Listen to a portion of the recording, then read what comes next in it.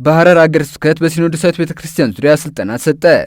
በሐረር አገረ ስብከት ሐዋርያዊ ሥራ መምሪያ አማካይነት ከየካቲት 5 እስከ የካቲት 6 2018 ዓ.ም ለ2 ቀናት የቆየ ስልጠና በሀገረ ስብከቱ ውስጥ ለሚያገለግሉ ካህናትና ደናግል በድሬዳዋ ቅዱስ አውግስጢኖስ ቁምስና ተሰጥቷል።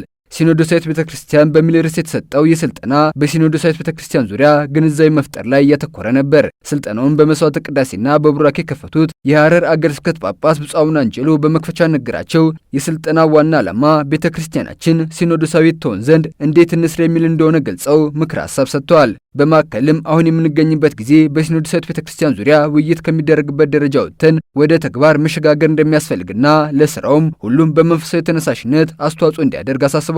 የሁለቱን ቀን ስልጠና የሰጡት ክቡር አባ ምስራቅ ጥዩ ስለ ሲኖዶሳዊነት ቤተክርስቲያን ምንነትና ተዘጋጅቶ ስለቀረበው የመጨረሻው ሰነድ አብራርተዋል። በተጨማሪም ቤተክርስቲያን ሲኖዶሳዊት የምትሆንበትን መንገድና እያንዳንዱ የተጠመቀ ምዕመናን መወጣት ስለሚገባው ኃላፊነት በዝርዝር አብራርተዋል። ተሳታፊዎችም ስለ ሲኖዶሳዊነት ቤተክርስቲያን የነበራቸውን አመለካከት ከማዳበርም አልፎ በጋራና በቡድን ተወያይተዋል። የሐረር አገረ ስብከት ወቅታዊ አውደ ግንዛቤ ውስጥ በማስገባት የተለያዩ ገንቢ ሀሳቦችና አስተያየቶችን ሰጥተዋል። ቤተክርስቲያን ሲኖዶሳዊነት ትሆን ዘንድ የሚጠበቅባቸው ለማድረግ ዝግጁነታቸውንም ገልጸዋል። በስልጠናው ማጠቃለያ ላይ የሀገረ ስብከቱ ሐዋርያዊ ሥራ አስተባባሪ የሆኑት ክቡር አባ ማኑኤል ባሳ ስልጠናውን ለሰጡት ለክቡር አባ ምስራቅ ጥዩና በዝግጅቱ ለተባበሩት ሁሉ ካመሰገኑ በኋላ ቤተክርስቲያን ሲኖዶሳዊነት እንድትሆን ለውጡ ከራስ እንደሚጀምር ሁሉም ሰው ትብብርና አስተዋጽኦ እንደሚጠይቅና በቀናነት በቆራጥነትና ራስን በመስጠት ማገልገል እንደሚገባ ተናግረዋል። በመጨረሻም የሀገረ ስብከቱ ጠቅላይ ጸሐፊ ክቡር አባ እንድሪያስ የስልጠናውን መርሐ ግብር በጸሎት መዝጋታቸውን ከሐረር አገረ ስብከት ሐዋርያዊ ሥራ መምሪያ